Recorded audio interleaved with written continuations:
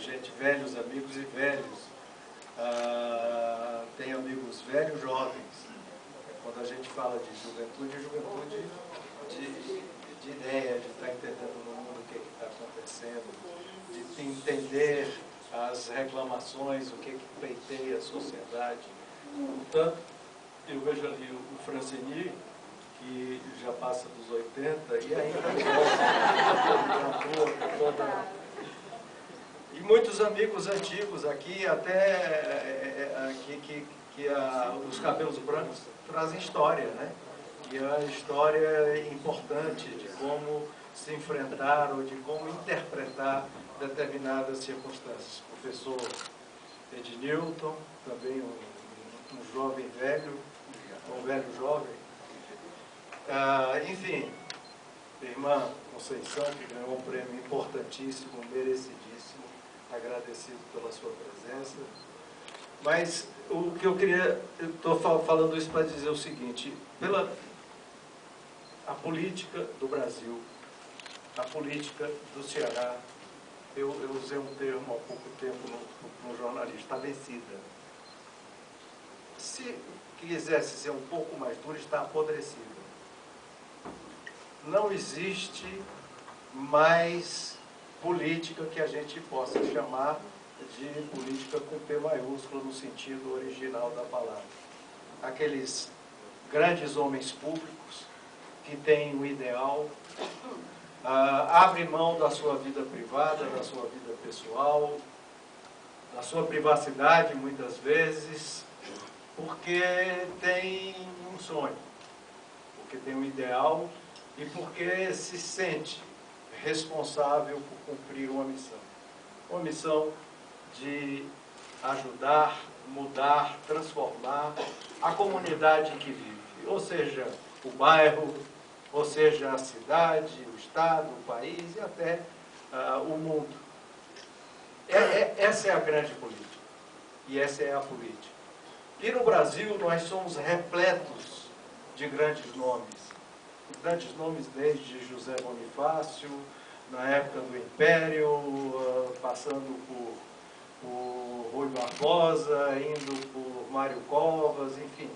Tantos e tantos grandes nomes que eu poderia citar, e que a maioria daqui, boa parte daqui, na sua infância podia ver, olhar, assistir, ler, e com orgulho ver aqueles discursos, aqueles projetos, concordando ou discordando, de esquerda, de direita, mais conservadores, menos conservadores. Nós hoje, aqui no Brasil, e muito especialmente no Ceará, nós estamos encontrando o limite, ou quase limite, com raras exceções, da desaparecimento e do aniquilamento desse tipo de homem público. E homem público e partido político hoje viraram grandes departamentos de moeda de troca, de acomodação, de maneiras de se reintegrar ou continuar ou no parlamento ou no poder executivo, para que a sua vida pessoal fique mais garantida, mais tranquila, mais confortável. Os partidos, então, nem se fala. A gente está vendo aí um show dos mais deploráveis possível nos últimos dias, com a formação de partidos que ninguém sabe nem de quem, de onde veio, de quem é, para fazer o quê e o que pensa. Nem faz questão de dizer também, hoje em dia, nem dizer o que pensa. É dizer que tem vaga, se você vier para cá, você vai fazer um coeficiente de tanto, que somado a isso vai ganhar aquilo, e fazer essa verdadeira jogatina de interesses.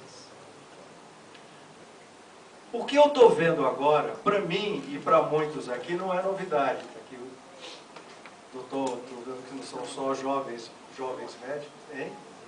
George Magalhães, doutor George Magalhães, que não é novidade. Eu acho que ele concorda comigo, e aqui muitos aqui, nós vimos isso há uns 25 anos atrás.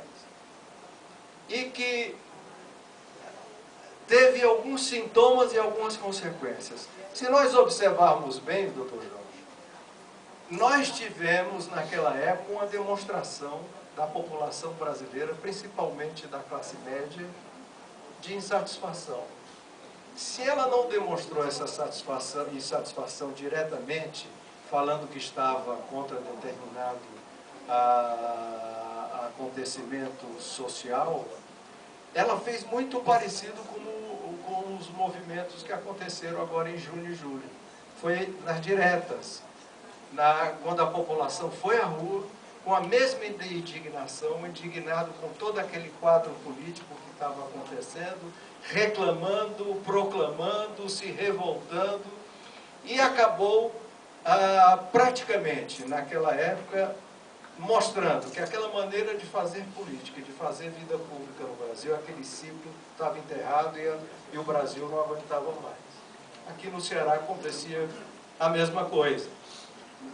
E era evidente que se abria e tinha um espaço enorme, gigantescamente vazio, que era essa imensa classe média que hoje se consolida, classe média alta, classe média baixa, classe média média, classe C e classe D também.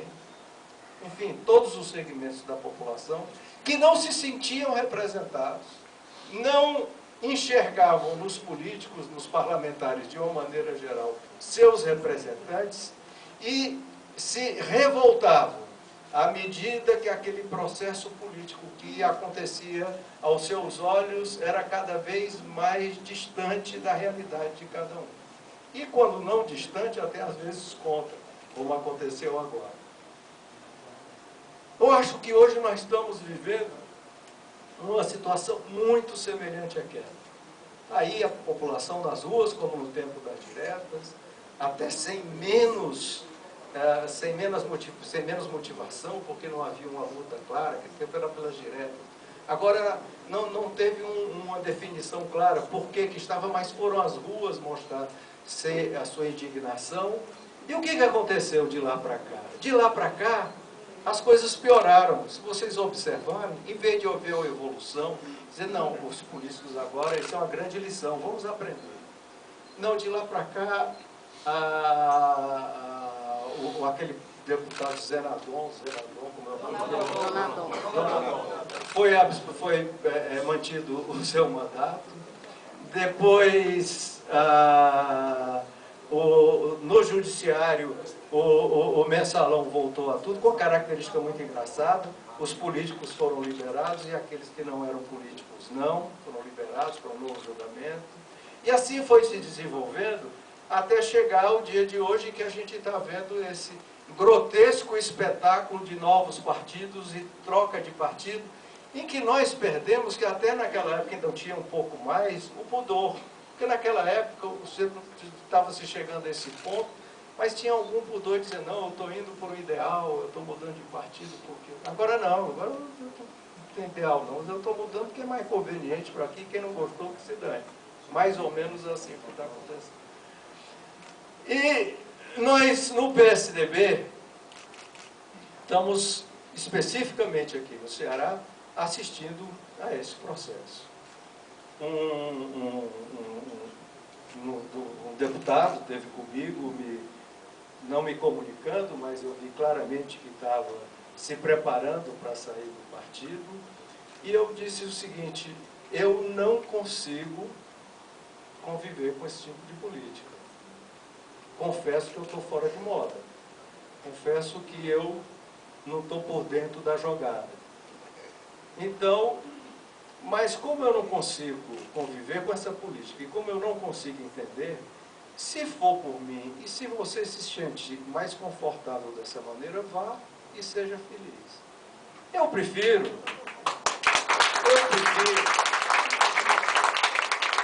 se depender de mim, eu prefiro que a gente passe, como diz o Leopoldo Cavallo, passe uma régua, e peraí, isso está podre, vamos começar tudo de novo. Vamos entender, tentar entender o que está acontecendo na sociedade. Por que que o povo vai à rua? Por que que o povo não pode ver um político?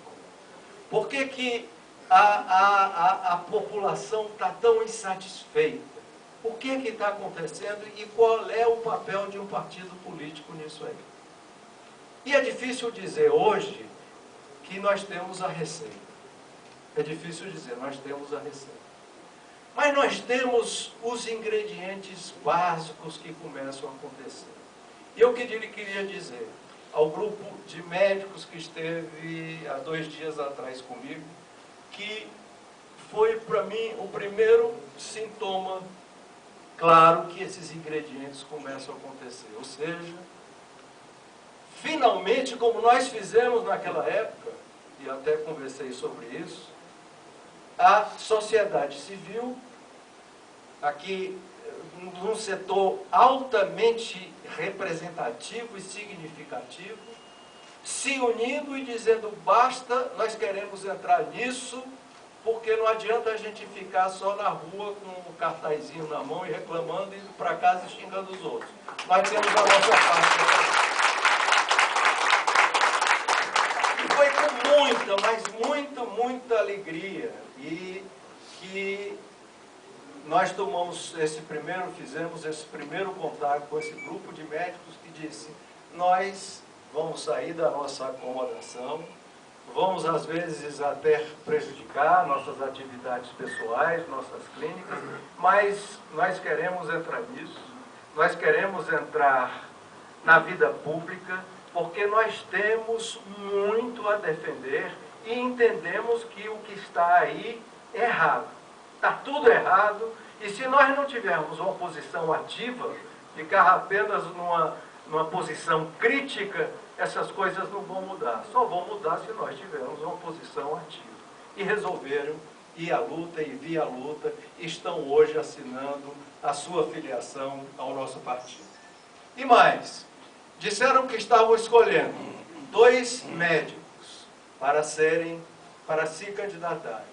O doutor João Batista, que aqui falou, vai ser o psiquiatra do Luiz agora, não vai ser fácil. E a doutora Mayra, que já estão acordados de se candidatarem e vir representando não apenas o médico, não apenas a saúde, mas representando essa vasta parte da população que não está satisfeita com o que está ali, não está satisfeita com o que está acontecendo. E mais, eles me perguntaram, você acha, com sua experiência, que se nós formos candidatos vai ser fácil? E eu disse, olha, eu não querendo perder eles, mas com uma vontade mentida, nada, dizendo assim, vai ser facílimo. Eu disse, não vai ser fácil, vai ser muito difícil. Primeiro, porque vocês vão encontrar um mundo em que a eleição, basicamente, se faz diante desses acordos e pré-acordos que já estão feitos aí, independente de pensamento político, em pensamento de ideologia, em pensamento de qualquer visão ou representatividade ou compromisso com qualquer setor da sociedade, mas de arranjos políticos de conveniência que fazem com que a maioria dos candidatos já partam nessa candidatura com uma boa dose de votos, uma boa base de votos pré-montada em cima do que está aí. Mas, por outro lado, o que eu posso dizer é que, normalmente, principalmente nas eleições proporcionais, a opinião pública, o chamado voto de opinião pública, é esquecido. Não se trabalha muito em cima do voto de opinião pública. E esse é o campo que vocês têm para trabalhar, e digo, mas é difícil. E, para fortalecer minha alegria, eu não vi em nenhum momento receio do que disse. Então é melhor eu ir ali para o PROS, que parece que ali dá para ver o coeficiente eleitoral, que multiplicado por 3, somado com aquele outro, do outro partido, sobe um prefeito, um vereador que tem 200 votos, que soma comigo, a gente dá um dinheiro, a gente junta na classe. Não vi isso. Que alívio, porque foi tudo que eu ouvi esses dias, foi essa conversa. De repente a gente está falando em política sem sair para essa conversa. Que alívio. É difícil? É dificílimo. É dificílimo para nós do PSDB. E eu vou ser até, com certeza, em alguns setores do próprio partido, muito criticado. Mas é isso aí que é política. Vale a pena. Vale a pena, e aí eu digo da minha experiência, vale a pena, que nunca fiz isso na minha vida e entrei para não fazer. Até quando me dizem, você tem ou deveria ser candidato a governador, é um retrocesso. É um retrocesso. Eu fui 12 anos governador e mais 12 anos de família Gomes e vai voltar para mim. Isso aqui não é oligarquia. Nós entramos para modernizar o Estado brasileiro, o Estado do Ceará, que tivesse uma visão de rotatividade, de poder e assim por diante. Tem muita gente nova. E se quem seria o candidato a governador? Eu digo, pode ser que esteja nascendo daqui, pode ser que sejamos daqui, por que não? Aí vem a história do, eu falei, você não tem chance, tem chance? Quando eu entrei nessa história de não tinha chance, que estava com o Zé Rivos com seus cabelos brancos ali também, que já brigava contra a Revolução, e eu tinha 2, 3%. Se você é doido, você vai enfrentar os 3 coronéis. Você é um doido, é um bobalhão aí. Na pior das hipóteses, eu cumpri o meu dever, que eu dizia. Então, e você constrói, você vai construindo, às vezes não se constrói de uma vez, às vezes não é naquele momento, mas você vai construindo uma estrutura de massa crítica que realmente fortalece a democracia e fortalece a cidadania, que tenha muito a ver com o que está acontecendo principalmente com os médicos hoje. Como é que... E é prática, que eu acho que a Mayra que disse, é prática de governo, do risco que nós estamos caindo de governos totalitários, de simplesmente, ao não ter argumentos, ao não aceitar contraditórios, simplesmente desmerecer e até satanizar aquele que tem posição contrária. Ora, o que está acontecendo agora, e é um absurdo, mas nós estamos tão envoltos nesse teatro de absurdo que nós não percebemos. O governo, quando resolveu fazer essa política aqui, veja bem, é uma política que todo mundo sabe, feita por marqueteiro. A política, quem é que não quer mais médicos? Então, como é que o governo, e aí ela falou em estadista e político, como é que foi feita essa política? O governo manda fazer um feito, por que a população está insatisfeita? Agora, insegurança, não sei o quê, saúde, e o que a população quer? Saúde, mais médicos. Então vamos fazer o programa Mais Médicos. Aí joga o programa Mais Médicos. Como houve, em determinado momento, pelas organizações representativas dos médicos brasileiros, a tentativa de discutir se aquela era a melhor maneira, a maneira mais correta. Qual a alternativa? Satanizar os médicos brasileiros.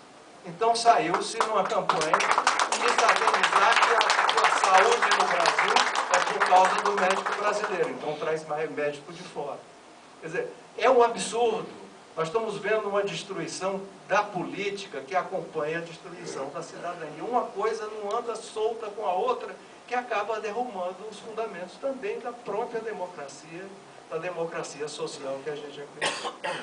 Por isso, hoje, é com muita alegria que a gente vê isso, não só de médicos, mas de advogadas, procuradores e vários profissionais que estão se filiando ao partido, de preferência, com raras exceções, de gente que não traga, não carregue nenhum vício dessa política tradicional entre aspas, que está acontecendo aqui no Ceará, para lançar uma campanha, não vamos falar em nome agora, mas lançar uma campanha, quem é que está satisfeito com isso que está aí, procure os deputados que já estão lá da Assembleia. Quem é que não está satisfeito? Tem gente como vocês, que está disposta a ser representante realmente cobrado por essa representatividade que está sendo a eles dada. Conclamo todos aqui, todos aqueles que não estão satisfeitos com o que está aí, para se juntar a nós, deixar de falar mal de políticos, de reclamar dos políticos, reclamar da saúde e vir fazer alguma coisa para mudar. Porque se ficar só na reclamação, não muda, só piora. Se resolve não participar, porque eu não quero me misturar com esse pessoal que está aí, quem vai dominar é esse pessoal que está aí mesmo. E só quem pode mudar isso e se misturar para mudar, somos nós mesmos. É essa conclamação que eu faço agora, dizendo que nós estamos recomeçando aquilo que nós fizemos há anos atrás e que se venceu. E os representantes daquela época estão vencidos, não é pela idade, é pelas ideias, pelas práticas que foram se... a palavra não é bem, quando eu falo corrompendo, não é de desonestidade, que estão se corrompendo no sentido de se deteriorando e se acomodando àquilo que é mais cômodo e mais imediato para a vida pessoal de cada um, esquecendo que eles estão ali para fazer vida pública. Muito obrigado e sejam bem-vindos.